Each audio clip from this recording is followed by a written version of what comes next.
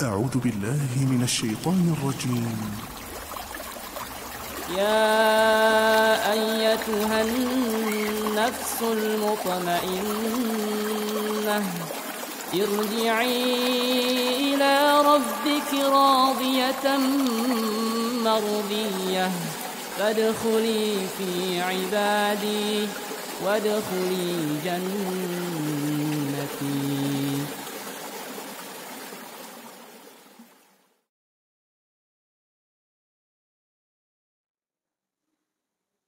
Bismillahirrahmanirrahim. Assalamualaikum warahmatullahi wabarakatuh.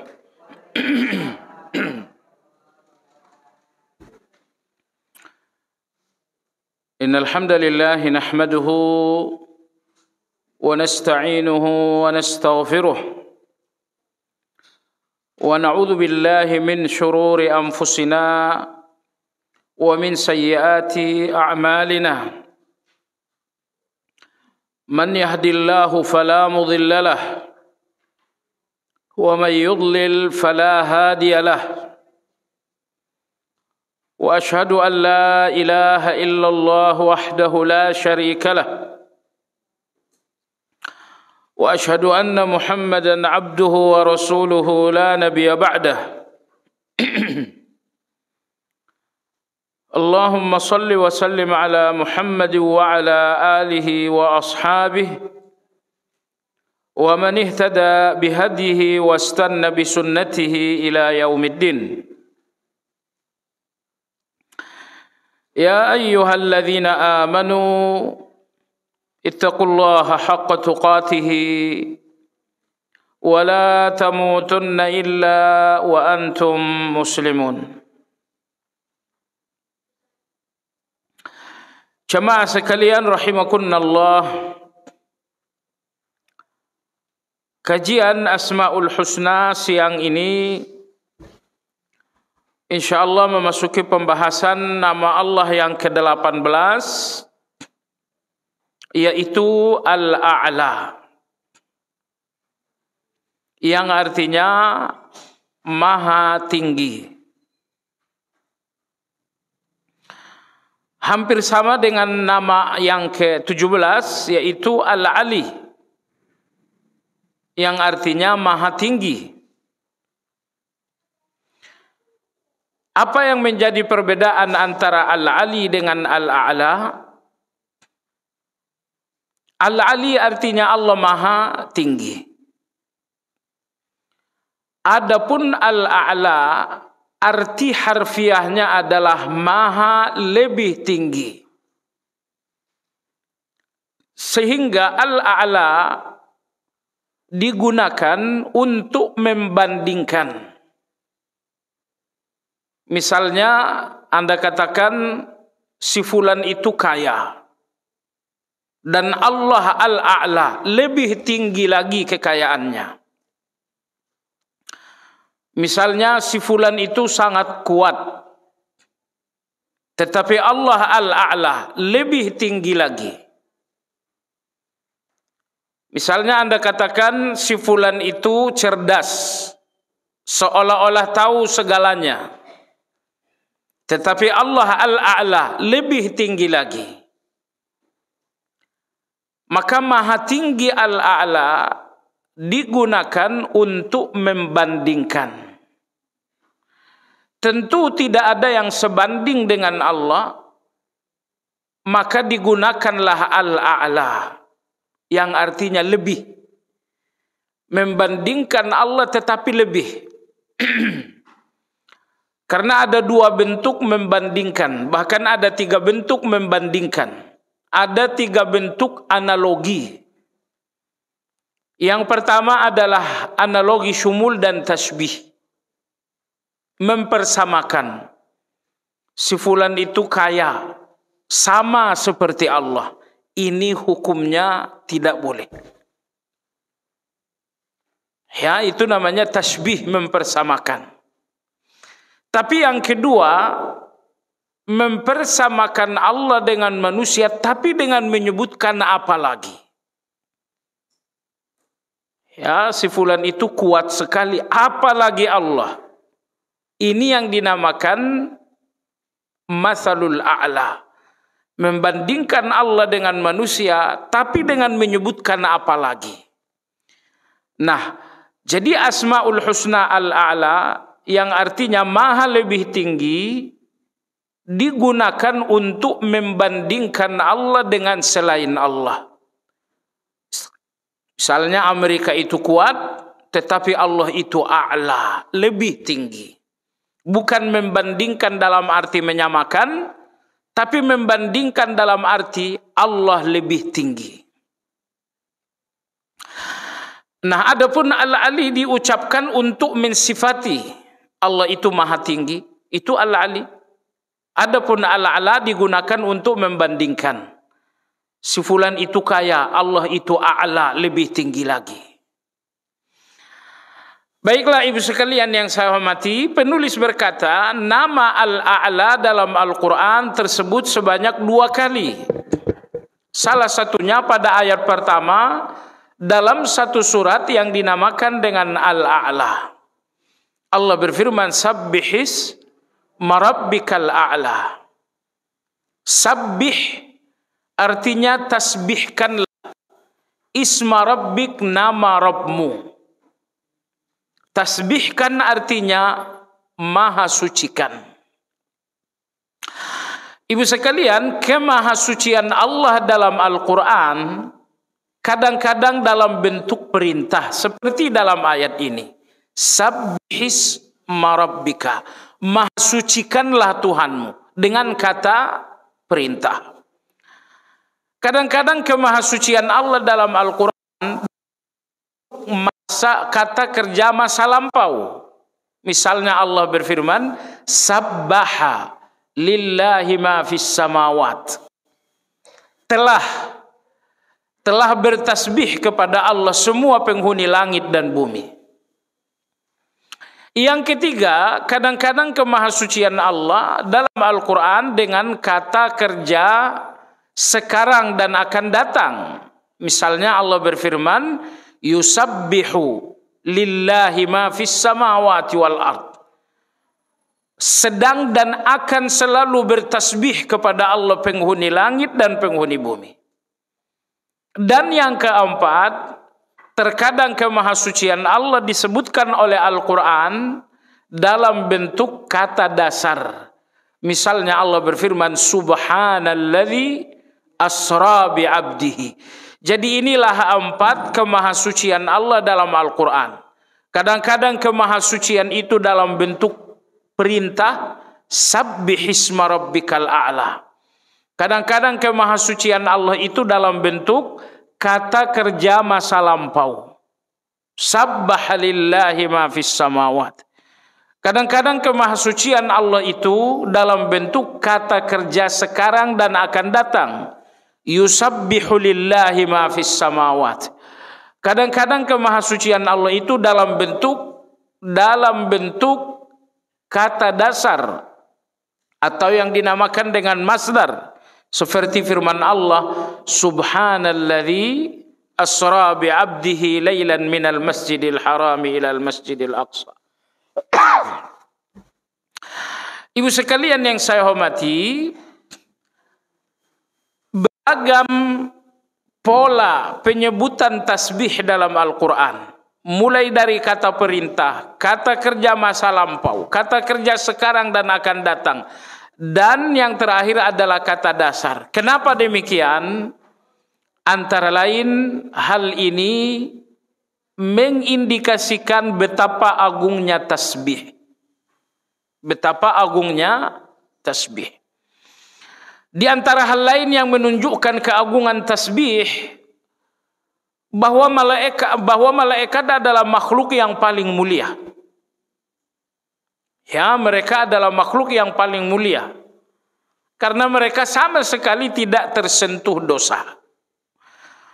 Malaikat makhluk yang paling mulia itu hanya berzikir kepada Allah dengan menyebutkan tasbih. Tidak ada malaikat yang berzikir dengan istighfar. Karena tidak ada malaikat yang bersalah.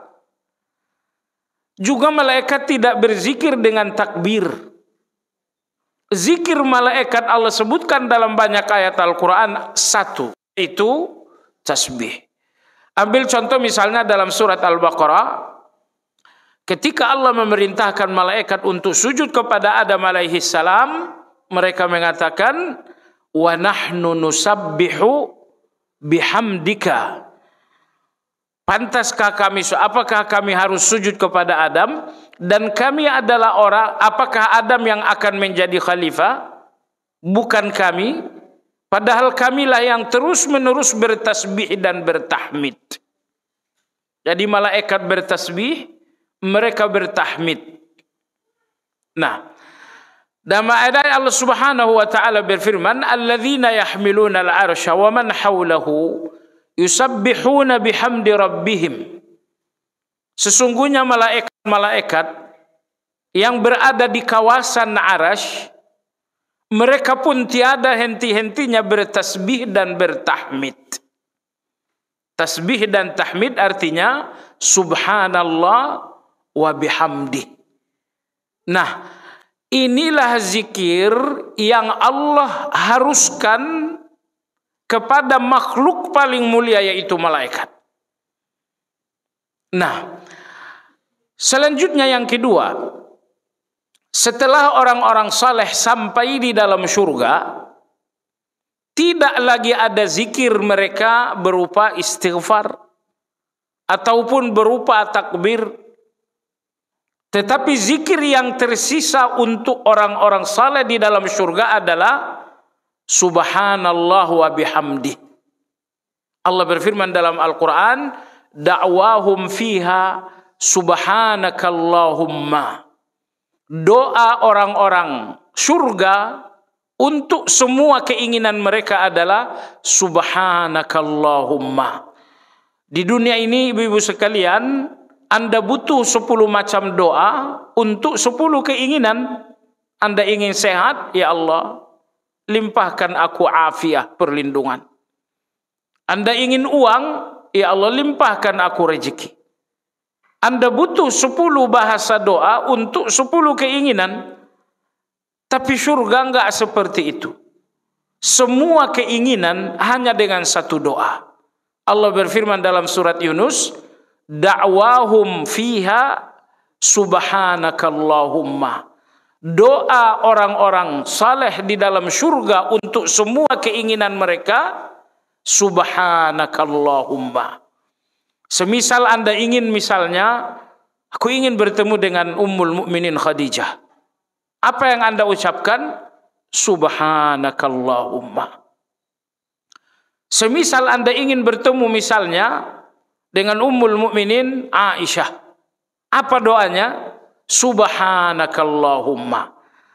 Nah, jadi hal kedua yang mengindikasikan keagungan tasbih, bahwa satu-satunya zikir yang tersisa di dalam surga adalah tasbih subhanakallahumma.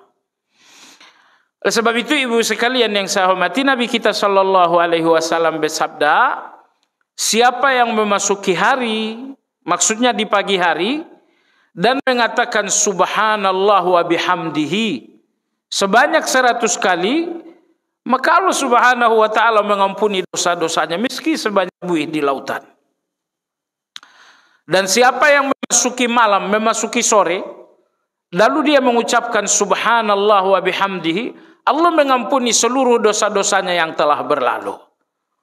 Nah, dosa-dosa yang telah berlalu, ingat ibu sekalian, yang berlalu lebih panjang daripada yang tersisa. Kalau Anda sekarang berusia 60, 50 tahun misalnya, insya Allah usia yang berlalu jauh lebih panjang daripada yang tersisa. Nah, bagaimana kita memperbaiki yang telah berlalu? Antara lain, perbaiki yang telah berlalu dengan istighfar. Perbaiki yang telah berlalu dengan istighfar. Di antara salah satu bentuk istighfar minta ampun untuk yang berlalu, setiap pagi ucapkan subhanallah wa bihamdi sebanyak 100 kali. Apa khasiatnya? Ghufira lahu ma taqaddama min dzambi. Diampuni dosa-dosa yang telah berlalu. Nah, subhanallah wa bihamdihi di pagi hari sebanyak 100 kali. Kemudian subhanallah wa bihamdihi sore hari sebanyak 100 kali juga. Nah, baik jamaah sekalian yang saya hormati, di antara keagungan tasbih bahwa tasbih meringankan bahkan menghilangkan segala beban pikiran. Di akhir surat Al-Hijr, Allah berfirman kepada Nabi kita sallallahu alaihi wasallam, "Wa laqad na'lamu annaka yadhiqu sadruka bima yaqulun, fasabbih bihamdi rabbika wa kum minas sajidin." Wahai Muhammad, kami mengetahui fikiranmu terbebani dengan fitnah dan tuduhan-tuduhan orang kafir ini. Fikiranmu terbebani, kamu gelisah. Ini masalah. Lalu apa solusinya? Fasabbih bihamdi rabbika wa kum minas sajidin. Maka banyak-banyaklah mengucapkan subhanallah wa bihamdi wa kum minas sajidin, dan banyak-banyaklah melakukan salat sunnah. Nah, jadi kalau Anda sedang terbebani satu kegelisahan, satu kesedihan, gak usah lawan kegelisahan itu dengan kekuatan Anda yang gak seberapa. Gak usah lawan kesedihan itu dengan uang Anda yang gak seberapa. Minta agar Allah menghilangkan kegelisahan itu. Caranya subhanallah wa bihamdi, kemudian perbanyak salat sunnah. Subhanallah wa bihamdihi sebanyak-banyaknya. Ibu yang saya hormati, zikir ini ada dua bentuk ya.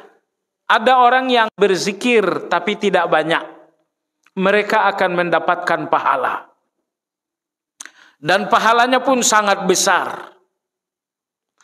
Lalu yang kedua, ada orang yang berzikir dan banyak.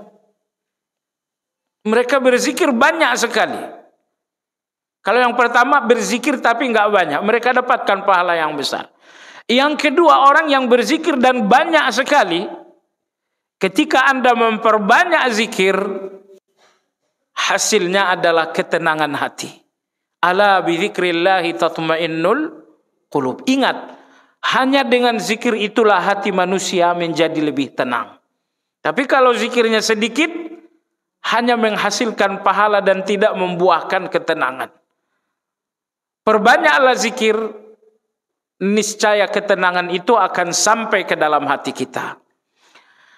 Baiklah ibu sekalian yang saya hormati, kesimpulan itulah tadi beberapa keagungan tasbih, sehingga Allah memerintahkan tasbih dalam Al-Quran dengan beberapa pola perintah. Dengan kata perintah, dengan kata kerja masa lampau dan selanjutnya. Kembali kepada ayat pertama surat Al-A'la, sabbihis marabbika. Tasbihkanlah nama Allah. Sucikan nama Allah. Apa maksud mensucikan Allah? Mensucikan Allah, yang pertama adalah sucikan Allah dari syirik. Orang-orang yang masih berlumur dengan syirik, mereka tidak mensucikan Allah. Mereka tidak mensucikan Allah dengan ucapan mereka. Mereka tidak mensucikan Allah dengan keyakinan mereka. Mereka pun tidak mensucikan Allah dengan perilaku mereka. Maka mensucikan Allah yang pertama, sucikan Allah dari syirik. Ingat, syirik itu kotoran yang paling buruk. Maka Allah berfirman dalam surat At-Taubah, innamal musyrikuna najasun. Sesungguhnya orang-orang musyrik itu adalah najis. Jadi kalau Anda lihat ada kotoran, nah kotoran yang paling kotor bukan kotoran yang ada di tubuh manusia, tapi kotoran yang ada dalam hati manusia. Itu kotoran yang paling kotor. Dan kotoran paling kotor dalam hati manusia adalah syirik kepada Allah Azza wa Jalla. Baik, jadi memaha sucikan Allah yang pertama, maha sucikan Allah dari syirik. Syirik itu kotoran hati untuk Allah Azza wa Jalla. Nomor dua, ini sangat penting sekali ibu-ibu sekalian. maha sucikan Allah dari segala keburukan dalam pikiran Anda. Kalau masih ada pikiran-pikiran buruk Anda tentang Allah, berarti kemahasucian Allah tidak ada dalam hati Anda. Misal, Anda berdoa, rasa-rasanya sudah lama berdoa, namun Allah belum juga memberikan hasil dari doa, kemudian Anda berpikir buruk. Sebenarnya Allah ngasih nggak sih? Sebenarnya Allah mendengar nggak sih? Setiap pikiran buruk Anda tentang Allah menunjukkan dalam hati Anda nggak ada kemahasucian Allah. Adapun hati-hati yang telah tersirami dengan kemahasucian Allah, dalam hati itu, dalam pikiran itu sama sekali nggak ada pikiran buruk tentang Allah Subhanahu wa Ta'ala. Nggak ada pikiran buruk tentang Allah Azza wa Jalla.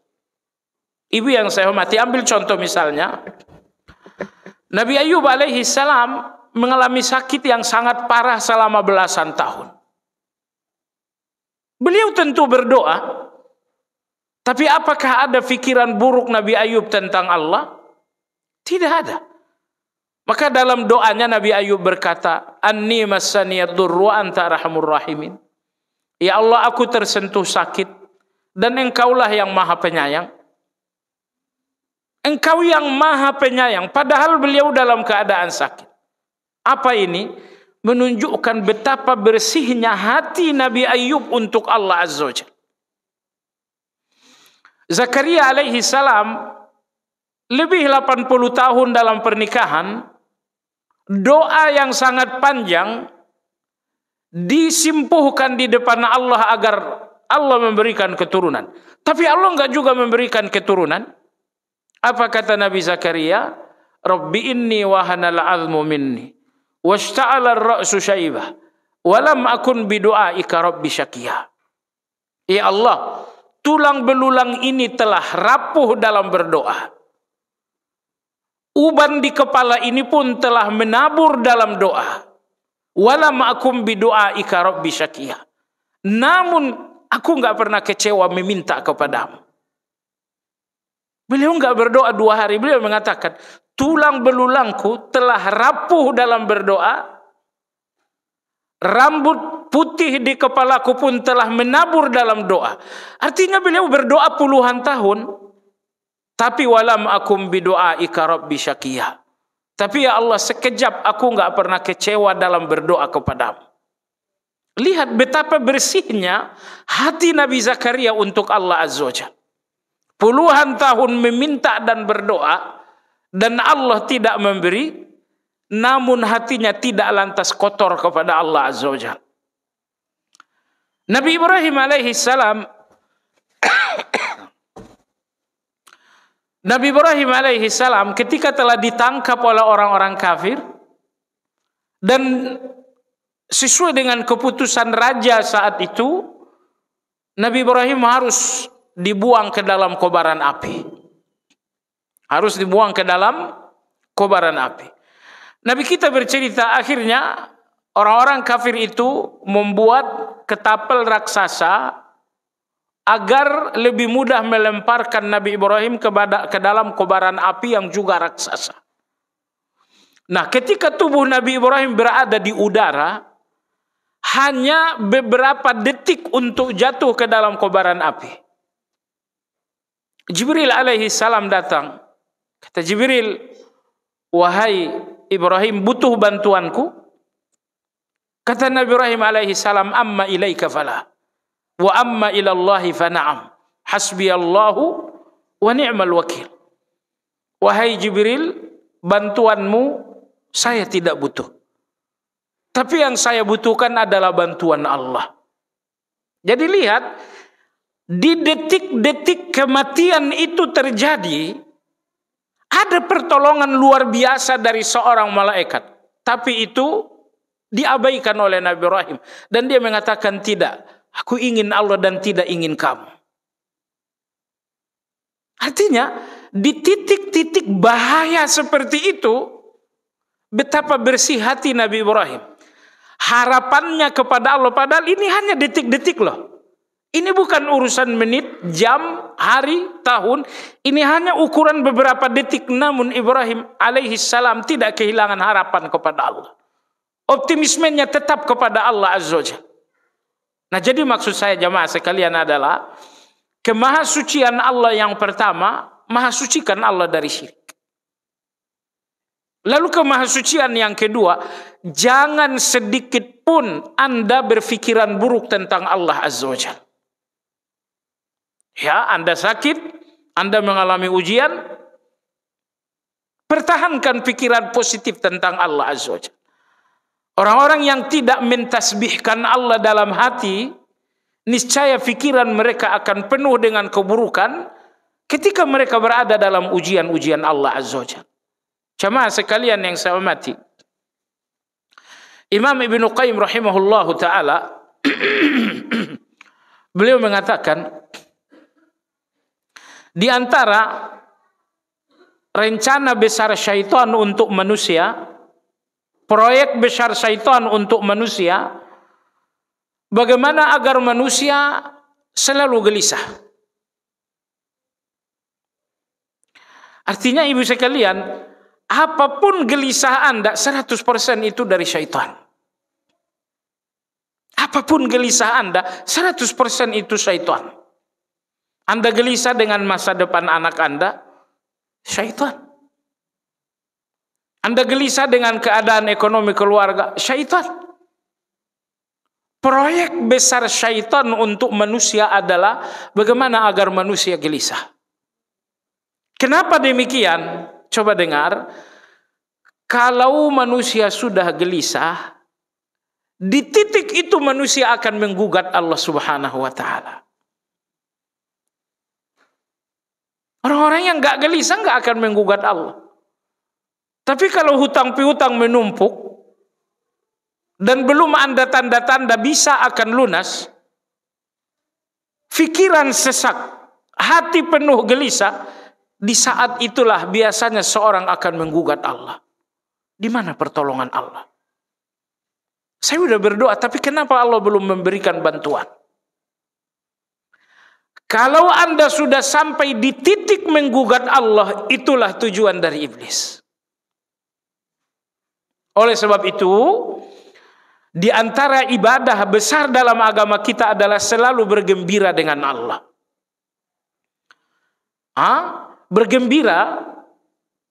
Bergembira adalah salah satu senjata melawan iblis. Selalu bergembira. Karena proyek iblis untuk Anda, bagaimana Anda agar selalu gelisah? Maka oleh sebab itu selalu gembira, gembiralah. Jangan pernah gelisah, bergembiralah. Nah, bagaimana bergembira? Sangat banyak ayat-ayat yang membuat Anda bergembira. Di antara ayat yang Anda bacakan sehari-hari, Allah berfirman, fa inna ma'al usri yusra. Dalam surat At-Talaq, wa may yattaqillaha yaj'al lahu makhraja, dan berikutnya ayat ini turun seperti dituliskan Imam Al-Qurtubi, riwayat dari Jabir radhiyallahu anhu. Rasulullah sallallahu alaihi wasallam pergi berperang. Di antara prajurit yang ikut serta berperang bersama Nabi sallam adalah Malik bin Auf bin Malik. Jelang malam Rasulullah sallallahu alaihi wasallam kembali dengan seluruh prajurit. Ternyata Malik radhiyallahu anhu tidak termasuk orang yang ikut kembali. Artinya Malik disandra oleh musuh.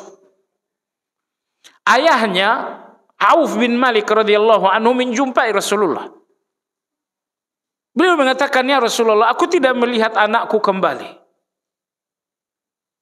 Kata Nabi SAW, kamu dan istrimu sebanyak mungkinlah mengucapkan la haula wa la quwwata illa billah. Akhirnya Auf bin Malik kembali ke rumah. Istrinya bertanya, apa jawaban Rasulullah? Kenapa anak kita tidak ikut pulang? Beliau mengatakan Rasulullah tidak jawab apa-apa. Beliau cuma memerintahkan kita berdua banyak-banyak mengucapkan la haula wala quwata illa billah. Kata istrinya, kalau begitu kita nggak punya pilihan kecuali apa yang diperintahkan Rasulullah. Ingat, kalau sudah ada perintah dari Allah dan Rasul, Anda nggak punya pilihan lain lagi. Nggak usah pergi ke dukun. Istrinya mengatakan, kalau inilah perintah Rasulullah, berarti kita nggak punya pilihan lain lagi. Akhirnya suami istri ini sibuk, la haula wala quwata illa billah, la haula wala quwata illa billah. Tengah malam, tiba-tiba pintu terketuk. Auf bin Malik radhiyallahu anhu membuka pintu. Ternyata anaknya Malik radhiyallahu anhu kembali sambil membawakan domba yang sangat banyak sekali. Auf bertanya, wahai anakku, ada apa ini? Beliau mengatakan, wahai ayahku, aku ditawan oleh musuh. Aku diikat oleh mereka. Qadarullah, entah apa yang terjadi, mereka lengah, mereka lalai. Aku berhasil melepaskan ikatan dan aku kembali membawakan ghanimah berupa kambing yang sangat banyak ini. Jadi bukan cuma anaknya yang kembali, tapi juga kembali membawa harta ghanimah. Allahu Akbar. Ibu-ibu sekalian yang saya hormati, hidup ini mudah kalau Anda selalu mengandalkan kekuatan Allah. Hidup ini hanya susah kalau Anda mengandalkan kekuatan Anda, karena aslinya Anda nggak kuat. Aslinya Anda itu lemah. Aslinya Anda nggak kaya. Aslinya Anda nggak pinter. Nah, ketika Anda berusaha melawan kesusahan dengan pintar yang tak seberapa, dengan kekayaan yang tak seberapa, dengan kekuatan yang tak seberapa, itu yang membuat hidup kita menjadi susah sekali. Nah, jadi oleh sebab itu, Bapak Ibu sekalian yang saya hormati, di antara, ingin dengar baik-baik, senjata terbaik Anda melawan syaitan, lawan setan dengan gembira. Karena proyek besar setan untuk Anda, bagaimana agar Anda gelisah. Karena di dalam gelisah itu Anda akan menggugat Allah Azza wa Jalla. Dan kalau Anda sudah menggugat Allah, doa-doa Anda itu sebenarnya dusta. Anda berdoa kepada Allah tapi dengan hati yang tidak husnuzan, itu doa dusta namanya. Baik. Jadi kembali tentang kemahasucian Allah, maha suci Allah dari syirik, dan yang kedua, maha suci Allah dari segala fikiran-fikiran buruk kita. Jadi selalulah berfikiran baik tentang Allah Azza wa Jalla. Dan Allah berfirman dalam hadis qudsi, ana inda dhanni abdi bi. Aku sesuai dengan prasangka hambaku tentang aku. Kalau Anda selalu berprasangka baik, Anda akan melihat kebaikan. Tapi kalau Anda berprasangka buruk tentang Allah, Anda akan melihat keburukan. Baik. Itu kisah Auf bin Malik itu menyelesaikan hampir semua persoalan kita, ibu sekalian. Apa kegelisahan Anda? Anak Anda nakal? Anak Anda nakal dengan Malik bin Auf ditawan musuh. Mana yang lebih menggelisahkan? Tentu Malik bin Auf ditahan musuh, disandra musuh, ditawan oleh musuh, itu jauh lebih buruk, itu jauh lebih berbahaya daripada anak yang nakal. Lalu kalau Auf bin Malik melepaskan anaknya dari tawanan musuh dengan zikir la haula wala quwata illa billah, kenapa Anda enggak melepaskan nakalnya anak Anda dengan lebih banyak mengucapkan la haula wala quwata illa billah? Setiap kali Anda ingat anak saya nakal, la haula wala quwata illa billah. Ibu sekalian yang saya hormati, Allah berikan Anda gelisah. Kalau Anda orang yang pintar, Anda bisa membuat gelisah itu menjadi ibadah. Caranya itu tadi. Anda gelisah dengan anak nakal, segera ucapkan la haula wala quwata illa billah. La haula wala quwata illa billah. La haula wala quwata illa billah. Baik. Sabbihisma rabbikal a'la, sucikanlah nama Rabbmu al-a'la, yang maha tinggi. Mungkin ibu masih ingat pembahasan lalu kemahatinggian Allah. Pertama, maha tinggi Allah dengan segala penafsiran. Perhatikan di bawah, penulis berkata Allah berarti pemilik ketinggian mutlak. Ketinggian secara mutlak Allah adalah pemilik. Apakah kemahatinggian zat, ataukah kemahatinggian sifat, ataukah kemahatinggian kemampuan? Ini 3 kemahatinggian Allah. Yang pertama, kemahatinggian zat. Kemahatinggian zat artinya zat Allah maha tinggi. Jadi zat Allah itu tidak di kanan, tidak di kiri, tapi zat Allah itu maha tinggi. Dan Allah tegaskan lagi kemahatinggian zat itu, tsumma stawa 'alal arsy. Allah bersemayam di atas arsy. Bukan bertempat di atas arsy, bukan bertempat, jangan salah faham. Tapi Allah di atas arsy, bukan bertempat di arsy. Ini kemahatinggian yang pertama, kemahatinggian zat. Kemahatinggian yang kedua adalah kemahatinggian sifat. Apa maksudnya? Maksudnya semua sifat Allah maha tinggi. Kasih sayang Allah maha tinggi, sehingga tidak ada yang lebih tinggi dari kasih sayang Allah. Kekayaan Allah maha tinggi, sehingga tidak ada kekayaan yang lebih tinggi dari kekayaan Allah. Kekuatan Allah maha tinggi, sehingga tidak ada kekuatan yang lebih tinggi dari kekuatan Allah. Baik, ini yang kedua, kemahatinggian sifat. Kemahatinggian yang ketiga adalah uluwul qahr, maha tinggi kemampuan. Kemampuan Allah tinggi di atas segala kemampuan. Jadi kalau di depan Anda ada satu persoalan besar dan tidak ada lagi kemampuan manusia yang bisa untuk persoalan besar tersebut, ingat, ada kemampuan yang maha tinggi, yaitu kemampuan Allah Azza wa Jalla. Baik. Jadi di sini dikatakan bahwa Allah adalah pemilik ketinggian mutlak. Ketinggian mutlak maksudnya 3. Nah, ibu sekalian, 3 kemahatinggian ini Allah adalah pemilik. Di depan Anda ada manusia-manusia yang tinggi.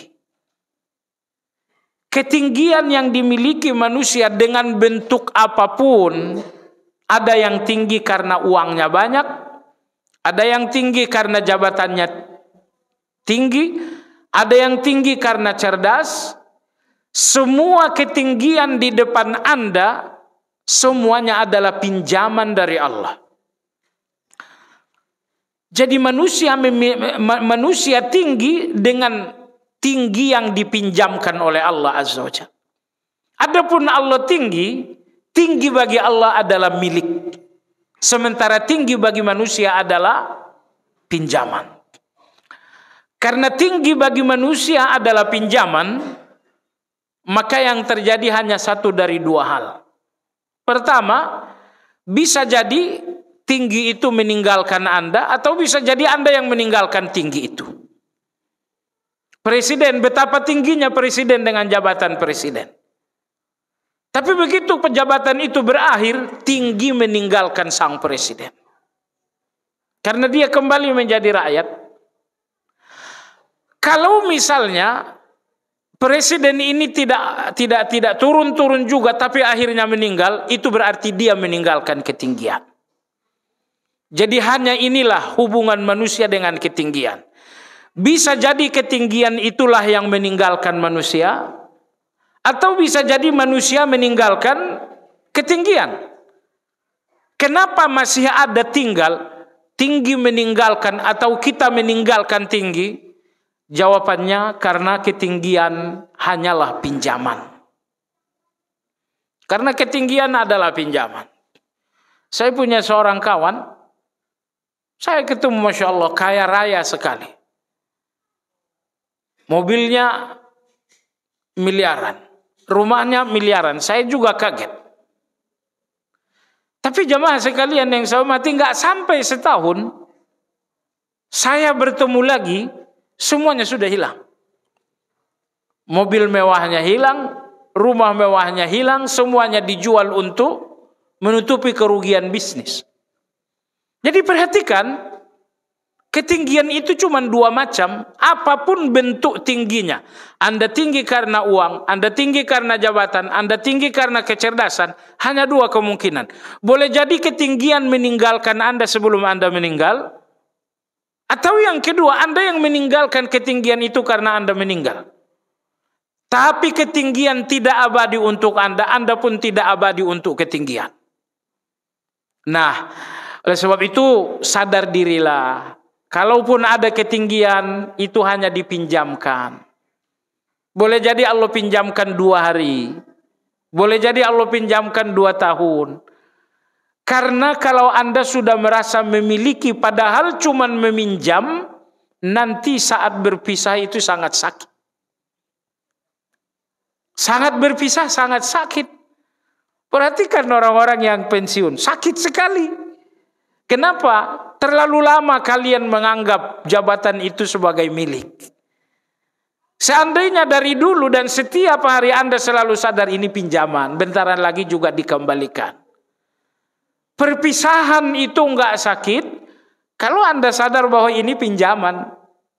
Tapi kalau ya manusia ini memang subhanallah, karena jiwa serakah, di antara bentuk keserakahan manusia, manusia selalu melihat milik padahal minjam. Anak Anda itu pinjaman. Harta Anda pinjaman. Kehidupan Anda yang sekarang ini pun pinjaman. Tapi karena keserakahan, manusia nggak pernah mau melihat pinjaman dengan pinjaman. Selalu melihat pinjaman itu dengan milik. Nah, jadi karena kita melihat pinjaman sebagai milik, akhirnya kita tersiksa sendiri dengan pandangan memiliki itu. Baik jamaah sekalian saya hormati. Beliau mengatakan tanpa dibandingkan dengan segala yang ada. Nggak ada bandingan Allah. Karena Allah maha tinggi, semuanya rendah. Presiden itu tinggi di depan saya. Menteri itu tinggi di depan kita. Kalau di depan Allah apa ada yang tinggi? Gak ada yang tinggi jamaah sekalian. Raja-raja, presiden, perdana menteri, orang-orang kaya, kalau sudah di depan Allah semuanya menjadi tinggi. Ibu yang saya hormati, di depan Anda ada 2 pandangan. Pandangan Allah dan pandangan manusia. Anda dalam pandangan manusia, Anda kaya, Anda cantik, Anda pintar, itulah Anda dalam pandangan manusia. Tapi Anda dalam pandangan Allah, Anda budak, Anda bodoh, Anda miskin, Anda nggak terlalu cantik. Nah, biasakan melihat diri Anda dengan pandangan Allah agar hati ini nggak bengkak, agar hati ini nggak takabur. Kalau kita selalu melihat diri kita dengan pandangan manusia, oh si fulan, oh itu melihat saya sebagai bos, melihat saya sebagai orang kaya, melihat saya sebagai orang pintar. Biasakan melihat diri Anda dengan pandangan Allah, bukan dengan pandangan manusia. Kenapa? Karena tidak ada yang real kecuali pandangan Allah.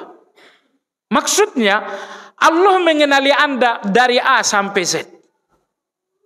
Maka pandangan Allah adalah pandangan yang real. Manusia mengenali Anda hanya dalam 10 hal, dalam 5 juta hal mereka nggak tahu. Maka pandangan manusia tentang Anda bukan pandangan yang real. Orang yang salut kepada Anda, karena mereka tahu 2-3 hal yang menonjol. Dan mereka nggak tahu 5.000 hal yang sangat buruk. Subhanallah. Semua manusia yang menyanjung Anda, semua manusia yang salut dengan Anda, karena mereka mengetahui sedikit tentang Anda. Kalau mereka mengetahui Anda lebih banyak, mereka nggak akan memuji, percayalah. Nah jadi, tidak ada pandangan yang betul-betul real tentang Anda kecuali pandangan yang mengetahui Anda seutuhnya. Dan itu adalah pandangan Allah. Adapun pandangan manusia tentang Anda bukan pandangan real. Bukan pandangan yang sesungguhnya. Karena pandangan manusia tentang Anda berdasarkan sedikit yang mereka tahu tentang Anda. Sehingga pandangan mereka untuk Anda bukan pandangan yang real. Jadi oleh sebab itu, enggak usahlah bermanja-manja dengan pandangan dusta dari manusia. Kalau ada yang memuji, sepulan memuji Anda, oh karena dia enggak tahu aja kalau saya ini sebenarnya brengsek. Oh karena dia enggak tahu aja kalau sebenarnya saya ini busuk.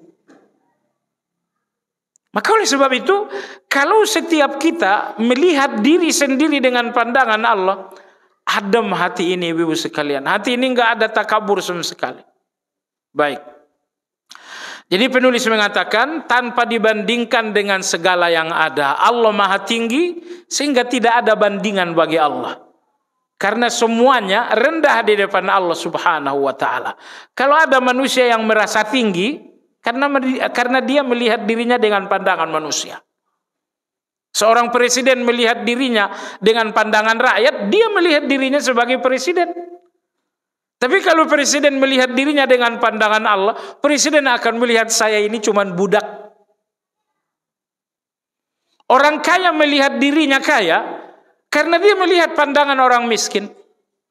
Tapi kalau orang kaya melihat dirinya dengan pandangan Allah, ternyata saya ini orang sangat miskin. Biasakan sekali lagi, supaya hati Anda lebih sejuk, supaya hati Anda tetap tawadu. Biasakan melihat diri Anda dengan pandangan Allah. Semua pandangan manusia itu menipu. Gak ada yang jujur. Bahkan subhanallah, kadang-kadang ada orang yang tahu kita ini bobrok, tapi dia masih muji juga. Kenapa? Karena makannya dari kita. Dia karyawan kita misalnya. Mana mungkin dia berkata jujur tentang kita? Baik. Artinya kemahatinggian Allah tidak bisa dibandingkan dengan apapun. Maka tidak dikatakan Allah lebih tinggi dari segala sesuatu berada di bawah kekuatan, kekuasaan dan keagungannya. Dia bersemayam di atas arasy, menguasai segala kekuasaan. Allah menguasai segala kekuasaan. Subhanallah ibu sekalian, perhatikan sejarah, Anda akan melihat kekuasaan Allah dalam sejarah. Dulu di tanah Babilonia, ada satu raja yang menguasai dunia 100%. Dia nggak cuma berkuasa dalam satu negara, dalam satu benua, dia berkuasa seluruh dunia. Namanya Namrud. Di mana sekarang? Hilang. Dulu ada satu penguasa yang sangat luar biasa di Mesir, sampai-sampai mengaku dirinya sebagai Tuhan. Di mana sekarang? Hilang. Dulu di tanah Arab ada seorang pemuka Arab yang luar biasa, namanya Abu Jahal. Di mana sekarang? Hilang. Gak ada kekuasaan dalam kekuasaan Allah. Ya. Di dalam kekuasaan Allah semua kekuasaan ini lenyap. Betapapun kuat Fir'aun hari ini hanya sejarah. Betapun dahsyat Namrud hari ini hanya sejarah. Dulu ada satu negara superpower namanya Romawi. Hilang. Dilenyapkan oleh tentara Abu Bakar. Dulu ada satu negara adidaya namanya Persia. Lenyap, hilang, gak ada lagi dalam peta dunia negara bernama Persia. Kenapa? Hilang, lenyap, dilenyapkan oleh tentara Umar radhiyallahu anhu. Jadi Anda lihat sejarah, Anda lihat kekuasaan Allah. Bagaimana datang satu kekuatan lalu lenyap, datang kekuatan lalu lenyap, datang kekuatan lalu lenyap. Mungkin sewaktu mereka berkuasa, mereka nggak berpikir akan ada akhir. Namrud, dia nggak akan berpikir berakhir ketika dia berkuasa. Namrud atau Fir'aun mungkin juga nggak berpikir akan berakhir sewaktu dia berkuasa. Tapi jamaah sekalian, Allah al-akhir. Allah al-akhir. Allah maha mengakhiri. Sehingga tidak ada yang tidak berakhir. Maka dalam perjalanan sejarah, kita lihat kekuasaan Allah subhanahu wa ta'ala. Anda pergi ke Madinah, Anda pergi ke Madain Saleh, Anda lihat Masya Allah. Ini satu kota yang dulu dihuni orang yang sangat tangguh, tapi sekarang gak ada yang tersisa. Anda pergi ke Mesir, Masya Allah, ini dulu dihuni oleh Fir'aun yang sangat tangguh. Tapi sekarang nggak ada yang tersisa. Anda pergi ke Turki misalnya, Anda lihat kekuasaan Yunani di Hierapolis misalnya, tapi sekarang itu semuanya hanya sejarah. Allah Subhanahu wa Ta'ala Maha Kuasa, sehingga tidak ada lagi kekuasaan dalam kekuasaan Allah. Baiklah ibu sekalian, berikutnya pada halaman 70, penulis berkata berdoa dengan nama Al-A'la. Yang pertama doa ibadah. Apa saja ibadah-ibadah kita dalam hubungannya dengan Al-A'la? Al-A'la Allah Maha Tinggi, kemahatinggian Allah. Apa ibadah kita? Penulis berkata ketinggian semua makhluk berasal dari ketinggian Allah. Ketinggian semua makhluk berasal dari ketinggian. Si fulan tinggi karena kaya, kekayaan itu dari Allah. Si fulan tinggi karena jabatan, jabatan itu Allah yang ngasih. Si fulan itu tinggi karena pintar, pintar itu adalah Allah yang memberi. Jadi semua ketinggian dengan segala warna-warninya bersumber dari kemahatinggian Allah Azza wa Jalla. Maka ketinggian apapun yang Anda inginkan, minta kepada pemilik ketinggian itu. Anda ingin ketinggian harta, minta kepada pemilik harta itu. Anda ingin ketinggian jabatan, minta kepada pemilik kekuasaan. Jadi jangan minta ketinggian kepada yang tidak memilikinya. Anda akan mendapatkannya dengan cara yang buruk, dengan korupsi, dengan nyogok dan lain-lain. Tapi minta ketinggian itu kepada pemilik ketinggian itu sendiri, yaitu Allah Azza wa Jalla. Dan tentunya ketinggian yang paling indah, ketinggian yang paling mulia adalah ketinggian yang abadi. Kalau ketinggian itu hanya harta, sepanjang hayat, hanya sebatas itu Anda akan tinggi. Kalau ketinggian itu jabatan, sebelum pensiun, hanya sampai di situ Anda akan tinggi. Tapi ketinggian abadi ibu-ibu sekalian, apabila Anda tinggi disebabkan karena amal saleh, disebabkan karena iman. Karena kalau Anda memiliki iman, kalau Anda memiliki amal saleh, Anda akan tinggi sepanjang hayat dan Anda tidak akan rendah walau setelah kematian nanti. Perhatikan Imam Syafi'i rahimahullah, beliau telah wafat berabad-abad yang lalu. Tapi ketinggian itu betul-betul masih nampak menjulang tinggi sampai sekarang. Apa Anda pernah dengar ada orang yang merendahkan Imam Syafi'i? Umar, Abu Bakar, Utsman, Ali, sampai hari ini mereka udah berabad-abad yang lalu meninggal dunia. Tapi ketinggian mereka ada di atas kepala semua manusia. Anda tidak mendengar ada yang mencela Abu Bakar, kecuali orang-orang jahat di ajaran Syiah gitu ya. Jadi jemaah sekalian, tinggi yang sesungguhnya adalah tinggi abadi. Tinggi yang membuat Anda tinggi di dunia dan tinggi yang membuat Anda tinggi sampai di akhirat. Ibu yang saya hormati, kenapa saya katakan amal saleh adalah ketinggian yang abadi? Ingat, ketika seseorang tidak memiliki amal saleh, maka dia berzina. Waliyadzubillah. Perhatikan bagaimana dia menjadi rendah dengan zina itu. Si fulan ini korupsi. Lihat bagaimana ia rendah dengan korupsi itu. Si fulan ini melakukan manipulasi, kayanya luar biasa, tapi ternyata jago melakukan manipulasi. Tapi orang-orang yang beramal saleh, orang-orang yang menjaga ketakwaan, perhatikan harga diri mereka, kehormatan mereka betul-betul tinggi. Ya, mereka tinggi karena amal saleh. Sebab itu ketinggian yang sesungguhnya bahwa Anda tinggi dengan amal saleh. Karena orang yang beramal saleh kehormatannya dijaga oleh Allah Azza wa Jalla. Orang-orang yang beramal saleh tidak ya diberi ketinggian oleh Allah sehingga tidak rendah, enggak masuk penjara, enggak macam-macam. Baik. Selanjutnya penulis mengatakan ketinggian dunia dan akhirat sesuai dengan kadar iman dan amal. Allah berfirman dalam Al-Quran, Inna kitabal abarari lafi illiyin. Sesungguhnya kitab amal-amal orang baik berada di illiyin. Abrar, orang-orang baik. Siapa orang baik itu? Orang baik itu adalah orang yang hatinya baik, ucapannya baik, perilakunya baik. Ini 3 baik. Kalau Anda baik ucapan tapi enggak baik hati, munafik namanya. Atau misalnya Anda baik perilaku tapi enggak baik hati, munafik juga namanya. Atau mungkin Anda baik hati tapi enggak baik keluar, enggak baik ucapan, enggak baik, itu juga fasik namanya. Jadi tidak dinamakan seseorang baik kecuali dengan 3 baik.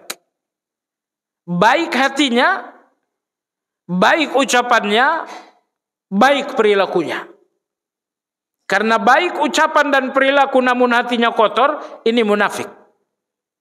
Baik hatinya namun ucapan dan perilaku kotor, ini fasik namanya. Jadi tidak mungkin seseorang dinamakan baik kecuali dengan 3 baik. Baik hatinya, ucapannya, dan perilakunya. Itu yang dinamakan dengan abrar. Orang yang baik. Allah berfirman, sesungguhnya catatan kebaikan abrar, orang-orang baik, lafi illiyin, berada di atas illiyin. Apa yang dimaksud dengan illiyin? Ada 2 penafsiran ulama tentang illiyin. Penafsiran yang pertama, illiyin adalah tempat yang tinggi. Tempat yang tinggi maksudnya adalah di hadapan Allah Azza wa Jalla. Maksudnya begini, Anda tahu jamaah sekalian, setiap hari Senin, setiap hari Kamis, amal-amal saleh Anda diangkat malaikat ke depan Allah. Ya, jadi amal saleh Anda misalnya mulai dari Jumat, Sabtu, Ahad, ini 3 hari diangkat hari Senin. Amal saleh Anda Selasa, Rabu diangkat hari Kamis. Gitu kan? Jadi setiap Senin dan setiap Kamis amal-amal manusia diangkat ke depan Allah. Diangkat ke depan Allah, itulah yang dimaksud illiyin. Bahwa catatan amal orang-orang saleh ini diangkat ke depan Allah lalu diterima oleh Allah. Karena amal-amal itu ada di depan Allah dan Allah Maha Tinggi, maka dinamakanlah amal-amal itu berada di illiyin. Ini penafsiran yang pertama. Penafsiran yang kedua, ini disebutkan oleh sejumlah ulama seperti Imam Al-Alusi. Illiyin itu bukanlah tempat, tetapi nama. Kalau yang pertama, illiyin adalah tempat. Catatan amal ini diangkat ke depan Allah. Dan Allah Maha Tinggi diangkat ke depan Allah, itu namanya illiyin, berarti tempat. Penafsiran yang kedua, illiyin itu bukan tempat, tetapi nama kitab. Catatan orang-orang baik, ada kitabnya, kitab ini dinamakan illiyin. Orang-orang jahat, mereka punya catatan kejahatan mereka ini dinamakan kitab sijjin. Ini penafsiran disebutkan oleh Imam Al-Alusi. Nah, mana yang lebih benar? Enggak ada yang lebih benar, dua-duanya tepat. Catatan orang-orang baik dinamakan kitab illiyin. Di mana tempatnya? Tempatnya adalah di depan Allah. Tempatnya adalah di tempat yang tinggi. Tempatnya tinggi maka illiyin, karena illi artinya tinggi. Nama kitab amal mereka pun dinamakan illiyin. Baiklah ibu bapak ibu sekalian, sebenarnya enggak terlalu penting illiyin itu nama kitabnya atau nama tempat kitabnya. Yang terpenting adalah apakah Anda memiliki catatan di sana atau tidak. Hari ini apa yang telah Anda catatkan di sana? Ya, kemarin apa yang telah Anda catatkan di sana? Nah, baik jamaah sekalian, itu yang lebih penting. Soal nama kitabnya illiyin, tempat penyimpanannya illiyin. Itu biarlah Allah yang urus. Urusan Anda adalah tulis sebanyak mungkin catatan kebaikan di sana. Nah, beliau berkata, maka hendaklah seseorang bersungguh-sungguh agar kelak berada di illiyin, yaitu sebuah tingkatan surga bagi kalangan muqarrabin. Anda lihat di awal surat Al-Waqi'ah, fakuntum azwajan thalathah, fa ashabul yamini ma ashabul yamin. Ada 3 golongan manusia. Yang pertama ashabul yamin, yang kedua adalah muqarrabin, dan yang ketiga adalah ashabus shimal. Nah, orang yang masuk surga ada 2 golongan, ashabul yamin dan muqarrabin. Muqarrabin, apa arti muqarrabin ibu-ibu sekalian? Muqarrabin dari kata qarib. Qarib itu artinya dekat. Muqarrabin artinya adalah orang-orang yang dekat dengan Allah Azza wa Jalla. Contoh, dalam bahasa Arab, kita ngaji saat ini, ibu-ibu yang ada di depan tentu nggak ada jarak dengan saya. Anda yang nggak ada jarak dengan saya dinamakan muqarrabin. Tapi ibu-ibu yang berada di ring 2, ring 3, ring 4 misalnya, Anda ada jarak dengan saya, maka Anda tidak dinamakan muqarrabin. Nah, jadi orang saleh yang paling tinggi adalah muqarrabin. Siapa mereka? Mereka adalah orang-orang yang memang gak ada jarak lagi dengan Allah Subhanahu wa ta'ala. Gak ada jarak sama sekali. Ada orang yang langsung diselamatkan oleh Allah. Itu namanya muqarrabin. Dan ada orang yang diselamatkan oleh Allah melalui syafaat seseorang. Ini tidak dinamakan muqarrabin. Allah berfirman, fama lahum min syafi'in wala sadiqin hamim. Mereka orang-orang kafir, orang-orang jahat, mereka tidak memiliki pemberi syafaat, wala sadiqin hamim, mereka pun tidak memiliki sahabat dekat. Imam Ibn Katsir rahimahullahu ta'ala dan sejumlah ulama-ulama lainnya mengatakan, ayat ini menunjukkan sahabat yang sesungguhnya, sahabat yang nanti bisa memberikan Anda syafaat. Jadi siapapun syafaat teman Anda di dunia, siapapun sahabat Anda di dunia, kalau nanti di depan Allah mereka tidak bisa memberikan Anda syafaat, sejatinya mereka tidak dinamakan sahabat. Karena Allah berfirman, fama lana min syafi'in wala sadiqin hamim. Tidak ada pemberi syafaat bagi kami dan tidak ada pula sahabat yang dekat. Nah, jadi maksudnya ibu-ibu sekalian, ada orang yang langsung diselamatkan oleh Allah Subhanahu wa taala. Fulan, kamu selamat, kamu ke surga. Inilah muqarrabin. Tapi ada orang-orang yang diselamatkan oleh Allah melalui perantara. Misalnya Anda seorang ibu yang saleha, kesalehan Anda benar-benar diakui oleh Allah. Lalu putra Anda misalnya enggak terlalu baik. Lalu Anda berikan syafaat, ya Allah ini putraku. Maka Allah menyelamatkannya. Allah tidak menyelamatkannya secara langsung, tapi melalui syafaat Anda. Anak Anda tidak dinamakan muqarrabin, tapi dinamakan ashabul yamin. Tapi kalau Anda langsung diselamatkan oleh Allah, itu dinamakan dengan muqarrabin. Dua-duanya adalah kebaikan, tapi mana yang lebih baik? Tentu menjadi muqarrabin, yang artinya dekat dengan Allah, mereka jauh lebih utama.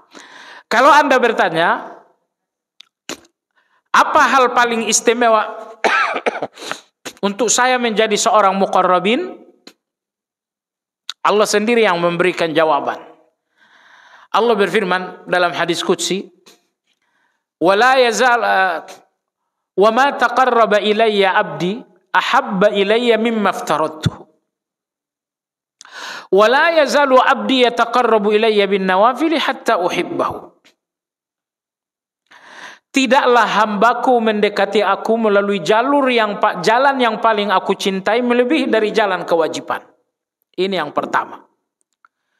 jalan yang paling Allah cintai untuk kita tempuh mendekati Allah adalah kewajiban. Yang kedua, wala yazalu abdi yataqarrabu ilayya bin nawafil hatta uhibbahu.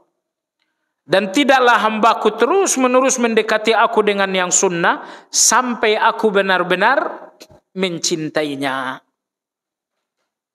Sampai aku benar-benar mencintainya. Jadi ini dua jalan. Yang pertama, ibu sekalian, berjalanlah menuju Allah melalui pintu-pintu kewajiban. Yang kedua, teruskan perjalanan menuju Allah melalui pintu-pintu yang sunnah. Nanti azan berkumandang, pintu kewajiban terbuka, berjalanlah menuju Allah.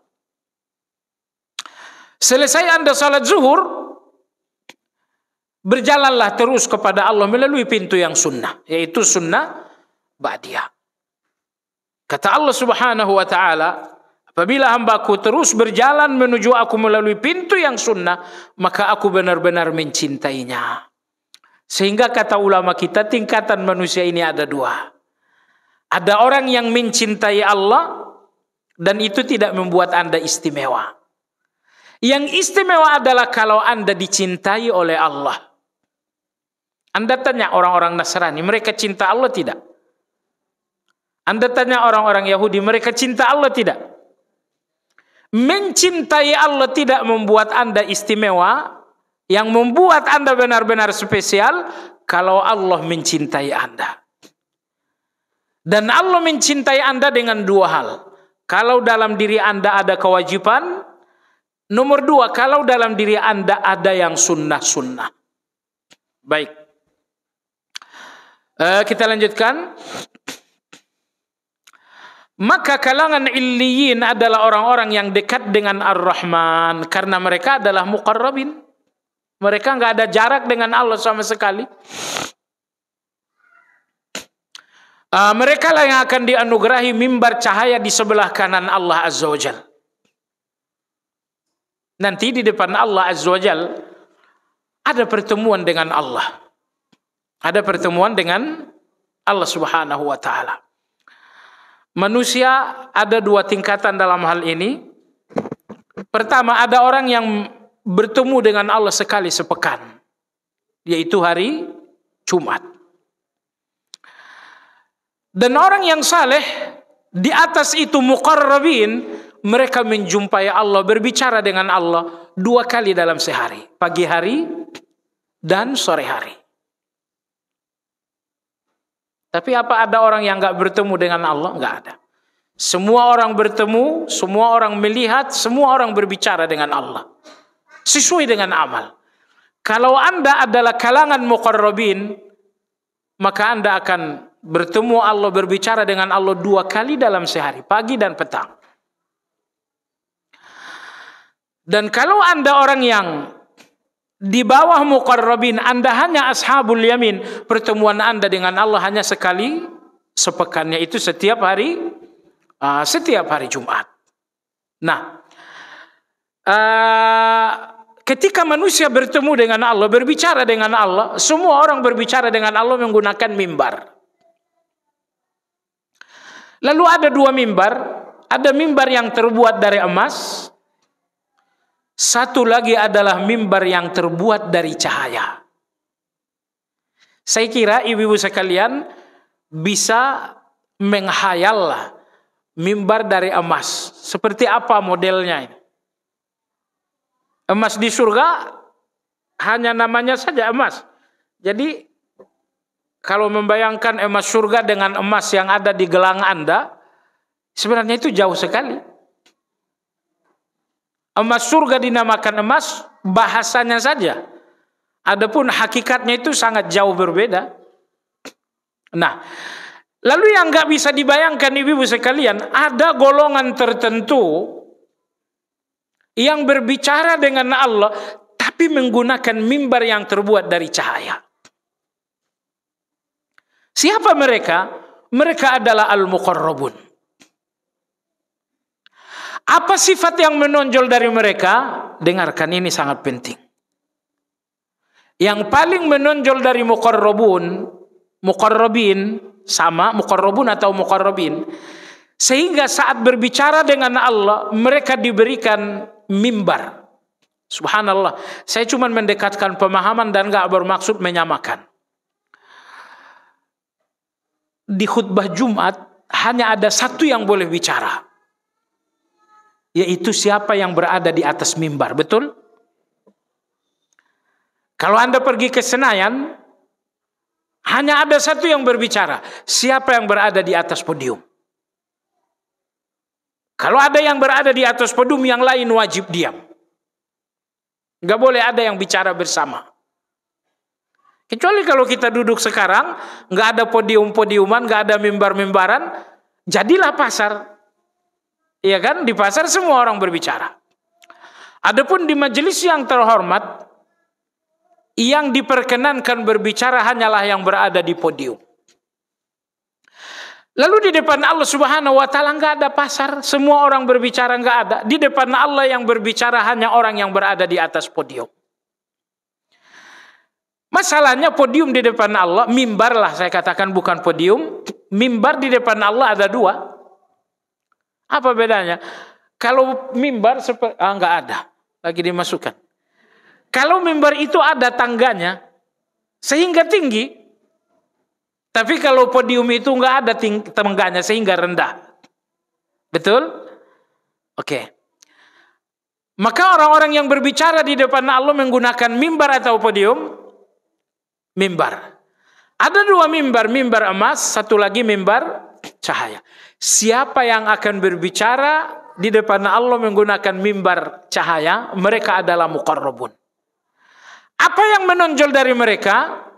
Yang menonjol dari mereka, kata Nabi Shallallahu Alaihi Wasallam, bahwa mereka tidak mencintai siapapun kecuali karena Allah.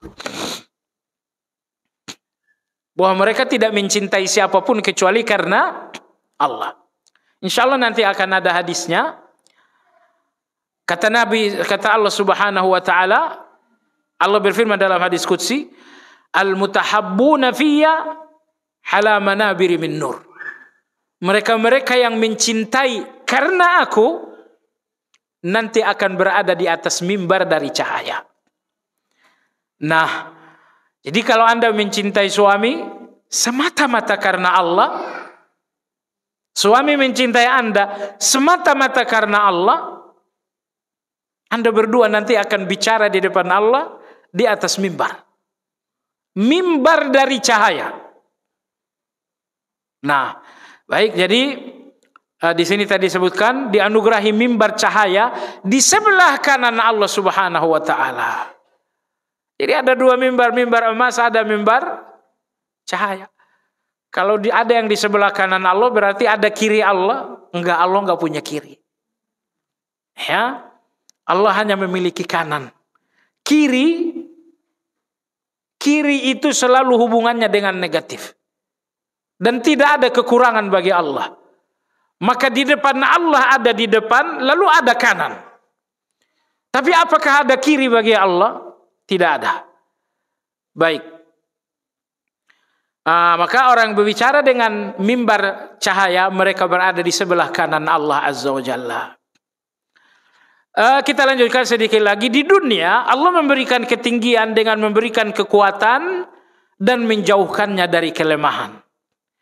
Dengan memberikan kebahagiaan dan menjauhkannya dari kegelisahan. Itu ketinggian di dunia.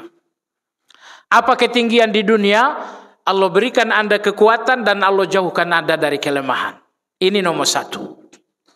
Ketinggian yang kedua, Allah berikan Anda kebahagiaan dan Allah jauhkan Anda dari kegelisahan. Dengan kata lain, ibu yang saya hormati, ketinggian dunia kalau Anda lepas dari 7 penyakit. Allahumma inni a'udzubika minal hammi wal hazni wa minal ajazi wal kasal wa minal jubuni wal bukhl wa min ghalabati daini wa qahrir rijal. Ini 7 penyakit. Tidak ada orang yang bahagia kalau satu saja 7 penyakit dari 7 penyakit ini ada dalam dirinya. Maka orang yang tinggi di dunia kalau 7 penyakit ini nggak ada dalam dirinya. Saya kira Anda hafal doa ini kan? Allahumma inni a'udzubika minal hammi wal hazan wa a'udzubika minal ajazi wal kasal wa a'udzubika minal jubni wal bukhul wa min ghalabati ad-daini wa qahrir rijal. Semua orang bahagia kalau 7 penyakit ini nggak ada. Dan semua orang yang tinggi karena 7 penyakit ini nggak ada. Satu saja dari 7 penyakit ini ada, Anda nggak bahagia dan Anda akan rendah. Baik, apa penyakit pertama? A'udzubika minal ham. Ya Allah, aku berlindung kepadamu dari gelisah menandang masa depan. Wal hazan, sedih melihat masa yang lalu. Ini 2 penyakit. Memandang masa depan gelisah, mengingat masa lalu trauma. Ini penyakit. Kadang-kadang lihat anak begini kemana, masa depan anak-anak ini. Ini penyakit ham. Baik. Ini penyakit pertama. Yang kedua, alham, gelisah melihat yang akan datang. Al-hazan, trauma dengan yang berlalu. Baik, penyakit pertama dan kedua. Penyakit ketiga, keempat apa? Wa'udzubika minal ajazi wal kasal. Aku berlindung kepadamu dari ajaz, lemah, wal kasal, dan malas. Ibu-ibu sekalian, orang yang lemah, orang yang malas. 2 penyakit ini membuat siapapun gak akan bahagia. Lemah. Yang kedua, malas. Kalau malas, jadi begini. Penghalang seseorang melakukan yang bermanfaat ada 2. Apa itu? Pertama, hatinya nggak mau, namanya malas. Yang kedua, hatinya mau tapi nggak mampu, itu namanya lemah. Contoh, Anda ingin pergi haji? Saya tidak mau. Artinya di sini nggak mau, itu namanya apa? Malas. Kalau Anda tidak melakukan sesuatu karena tidak mau, itu namanya malas. Saya sih mau haji tapi nggak mampu, itu namanya Anda tidak melakukan sesuatu karena tidak mampu. Kebahagiaan itu kalau Anda bisa melakukan sesuatu itu bahagia. Apa yang membuat Anda tidak melakukan sesuatu? Pertama, karena tidak mau. Yang kedua, karena tidak mampu. Kalau Anda tidak mau, itu namanya malas. Kalau Anda tidak mampu, itu namanya al-ajaz. Itu namanya al-ajaz. Baik. Itu penyakit yang ketiga dan keempat. Wa'udzubika minal ajazi wal kasal. Ya Allah, jauhkan aku dari lemah, di mana aku tidak punya kemampuan. Jauhkan aku dari malas, di mana aku tidak punya kemauan. Tidak mampu, ajaz. Tidak mau, kasal. 4. Wa'udzubika minal jubuni wal bukhul. Aku berlindung kepadamu dari jubun. Apa jubun? Penakut. Wal bukhul apa al-bukhul? Kikir. Ibu, orang penakut tuh nggak bahagia. Takut sih. Orang penakut tuh nggak bahagia. Al-bukhul, orang kikir pun nggak bahagia. Orang bakhil itu penakut. Ya. Orang bakhil itu penakut. Nah, maka Anda nggak menemukan hati seluas hati orang-orang yang dermawan. Orang-orang dermawan hatinya sangat luas. Tapi orang-orang bakhil hatinya sangat sempit. Sangat sempit sekali. Ketemu orang ini paling datang juga minta uang. Padahal orang datang cuma bawa undangan. Itu ya. Ini penyakit kelima dan keenam. Penyakit yang ketujuh, apa yang ketujuh? Wa min ghalabatid daini wa qahrir. Mungkin 7 ke 8. Ghalabatid dain, Ghalabatid dain artinya hutang piutang yang enggak bisa, yang memberatkan. Wa qahrir rijal, ini kedelapan, dikuasai oleh orang lain. Kita dikuasai orang lain, enggak punya kemerdekaan sama sekali. Jadi inilah 8 penyakit. Al-ham, al-hazan, al-ajaz, al-kasal, al-jubun, al-bukhul, ghalabatid dain, wa qahrir rijal.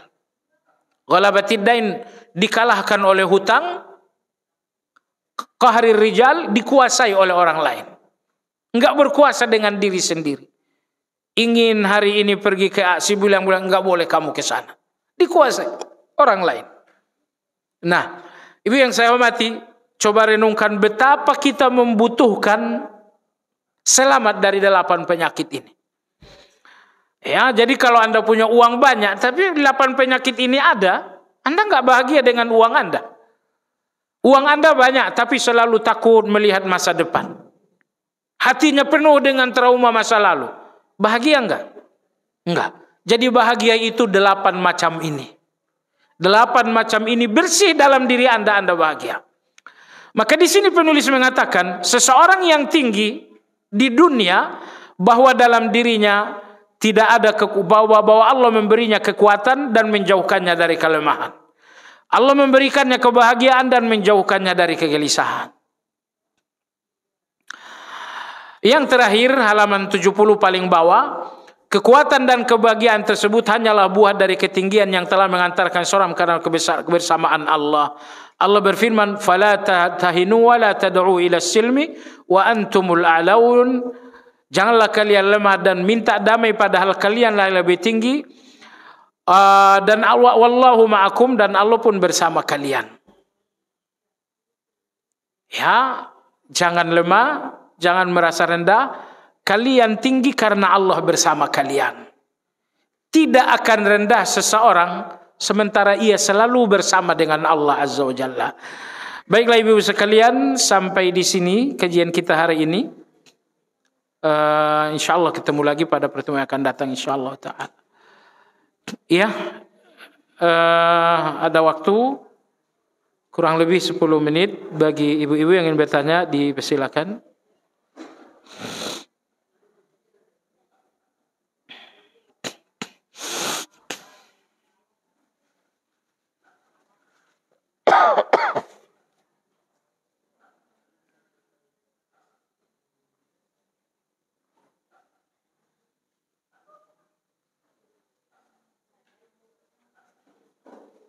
Ada pertanyaan? Oke, yang langsung.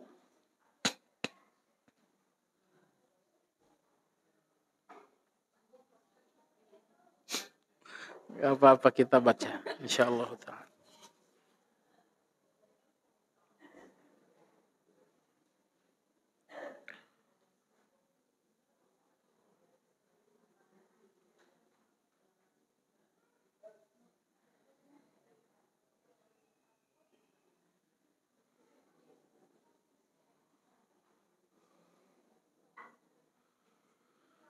Iya, tadi kita bicara bahwa orang-orang muqarrabin, nama kitab amal mereka Illiyin, ditempatkan di Illiyin, dan nanti di depan Allah berbicara menggunakan mimbar dari cahaya. Bagaimana dengan orang yang tidak muqarrabin? Pasti tidak bisa bertemu dengan Allah. Katanya kalau tidak salah, mau bertemu dengan Allah saja gunung bisa pecah, bagaimana dengan kami yang jauh? Nah, jangan berpikir bahwa Anda bukan muqarrabin. Ya, betul. Nggak boleh kita melihat diri kita muqarrabin, tapi kita harus berjuang menjadi muqarrabin.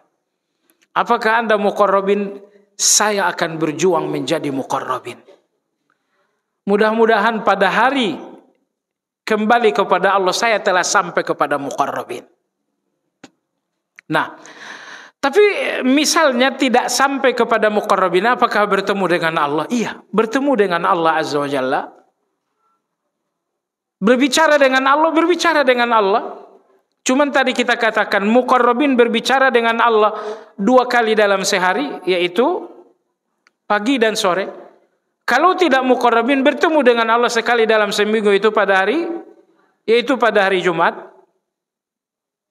Kalau muqarrabin berbicara dengan Allah dengan mimbar dari cahaya, kalau ashabul yamin berbicara dengan Allah dengan mimbar yang terbuat dari emas. Tapi Anda nggak boleh berpikir menjadi seorang ashabul yamin. Selalulah berpikir, saya akan menjadi muqarrabin. Kekuatan Anda menjadi muqarrabin satu-satunya adalah pertolongan Allah Azza wa Jalla. Maka berdoalah kepada Allah, bantulah aku, tolonglah aku untuk menjadi muqarrabin. Allahumma ja'alni minal muqarrabin. Ya Allah, jadikanlah aku dari muqarrabin. Pertama doa. Yang kedua berikhtiar, sempurnakan kewajiban. Yang kedua maksimalkan yang sunnah. Sempurnakan yang wajib, maksimalkan yang sunnah. Baik. Bertasbih ada dengan subhanallah bihamdi, ada juga dengan subhana rabbiyal ala. Apa keduanya sama? Mana yang lebih powerful? Ya, subhanallah wa bihamdihi, subhana rabbiyal a'la. Kalau di waktu sujud, bacakanlah subhana rabbiyal a'la. Di luar sujud, bacakan subhanallah wa bihamdi. Bahkan ada yang ketiga, subhanallah wa bihamdi, subhanallahil azim. Ini yang ketiga, ini lebih powerful. Sambil Anda berjalan, subhanallah wa bihamdi, subhanallahil azim. Nabi bersabda, kalimatan khafifatani 'alal lisan, thaqilatani fil mizan, habibatani ilar rahman. Ada dua ucapan, ringan dalam ucapan, berat dalam timbangan, dan sangat dicintai oleh Allah. Apa itu? Subhanallah wa bihamdihi, subhanallahil azim. Jadi semuanya powerful kalau diamalkan. Wallahu alam. Ada pertanyaan lain? Iya, Ibu silakan.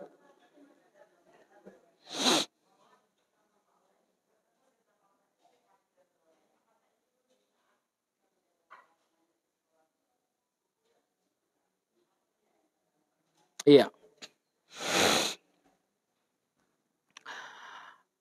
Jawabannya persis. Ibu saya berikan hadisnya ya. Nabi kita bersabda, innakum tarawna rabbakum kama tarawna al-qamar lailatal badar. Kalian benar-benar akan melihat Allah. La tudammuna fi ru'yati. Kalian gak akan mengalami sedikit pun kesulitan melihat Allah. Bertemu dengan Allah, bicara dengan Allah. Di ujung hadis Nabi bersabda, faman istata'a minkum alla yughlaba an salatin qabla tulu'i syamsi wa qabla ghurubiha falyaf'al. Apabila kalian mampu tidak dikalahkan apapun dari salat subuh dan salat asar berjamaah, maka lakukanlah. Untuk yang laki-laki. Jadi kalau dia seorang laki-laki, salat subuh dan salat asar tidak dikalahkan apapun sehingga selalu berjamaah. Kadang-kadang dikalahkan pekerjaan sehingga tidak berjamaah. Nabi bersabda, kalau kalian mampu tidak bisa dikalahkan apapun sehingga selalu subuh berjamaah, selalu asar berjamaah, lakukanlah. Inilah dua modal utama untuk bisa bertemu dengan Allah pagi dan sore. Bagi Anda perempuan, karena Anda tidak diwajibkan berjamaah, pastikan bahwa Anda melakukan subuh dan asar tepat waktu. Nah, ini motivasi besar kita ibu sekalian. Ini hadis dari Ibnu Mas'ud. Motivasi besar kita bahwa subuh dan asar wajib tepat waktu. Ini modal terbesar kita untuk bertemu dengan Allah 2 kali dalam sehari. Pagi hari dan sore hari. Artinya kalau sholat subuhnya jam 6, tidak di awal waktu, tidak jam 6 tapi jam setengah 6. Tidak di awal waktu. ini nanti tidak akan bertemu dengan Allah 2 kali sehari semalam. Enggak bertemu dengan Allah pagi dan sore. Oh, tapi saya uzur. Kalau uzur berarti sesekali. Sekali setahun itu baru uzur namanya. Kalau 3 kali seminggu bukan uzur, emang kebiasaan. Kalau 3 kali seminggu, jam 5:30 baru sholat zuhur, sholat subuh, ini bukan uzur itu. Uzur itu sekali setahun, 2 kali setahun gitu ya. Nah, jadi lagi pula ibu-ibu sekalian, Anda tahu tidak, di antara hal yang mematikan kita, melemahkan kita, membuat kita tetap buruk enggak menjadi baik, karena kita selalu memberi alasan baik untuk kesalahan kita. Anda, saya sering memberikan alasan baik untuk kesalahan kita. Saya salah tapi saya berikan alasan baik. Jam berapa kamu sholat subuh? Jam 5:30. Itu kan salah itu. Tapi Anda mengatakan, sabi saya uzur. Anda berikan alasan yang baik untuk satu kesalahan, sehingga kesalahan Anda ini seolah-olah nggak salah lagi. Makanya terulang lagi dan terulang lagi. Imam Ibnu Qayyim ini mungkin sebagai penutup. Imam Ibnu Qayyim mengatakan, apa kalian berpikir orang-orang saleh itu orang-orang nggak punya dosa? Abu Bakar, Umar, Imam Malik, Imam Syafi'i.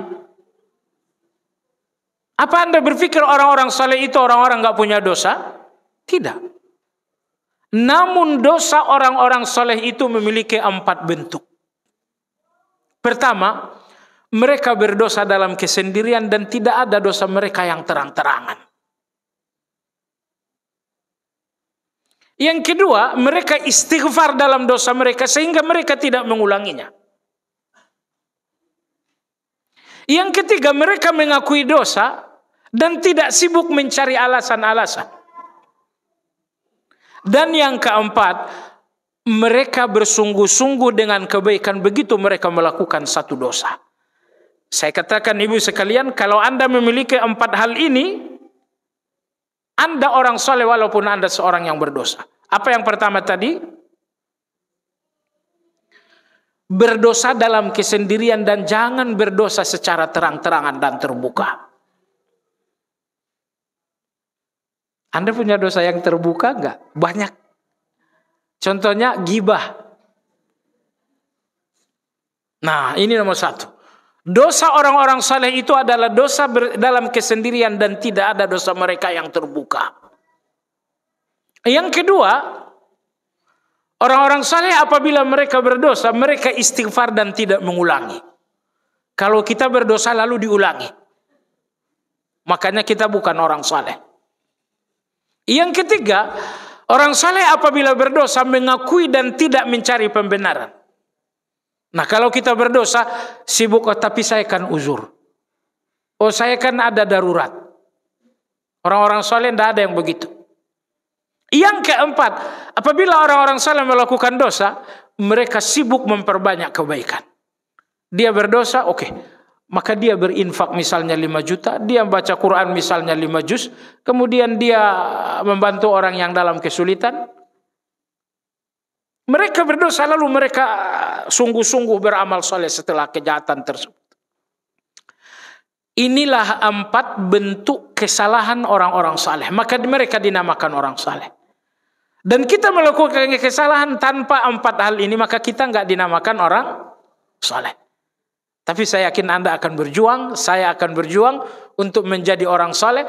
Bukan orang yang tidak salah, tapi orang yang melakukan 4 hal ini dalam kesalahan. Oke, kita ulangi. Yang pertama, lakukan kesalahan dalam kesendirian dan jangan terang-terangan. Yang kedua, istighfarlah untuk kesalahan dan jangan mengulangi. Dan yang ketiga, akui kesalahan dan jangan sibuk mencari pembenaran. Yang kelima, yang keempat, bersungguh-sungguhlah melakukan kebaikan setiap kali Anda selesai melakukan satu kesalahan. Ini 4 hal. Baiklah ibu sekalian, demikian kajian kita. Semoga bermanfaat. Kita sudahi dengan zikir kafaratul majlis. Subhanakallahumma wa bihamdika Asyhadu an la ilaha illa anta astaghfiruka wa atubu ilaik. Alhamdulillahi rabbil alamin. Assalamualaikum warahmatullahi wabarakatuh.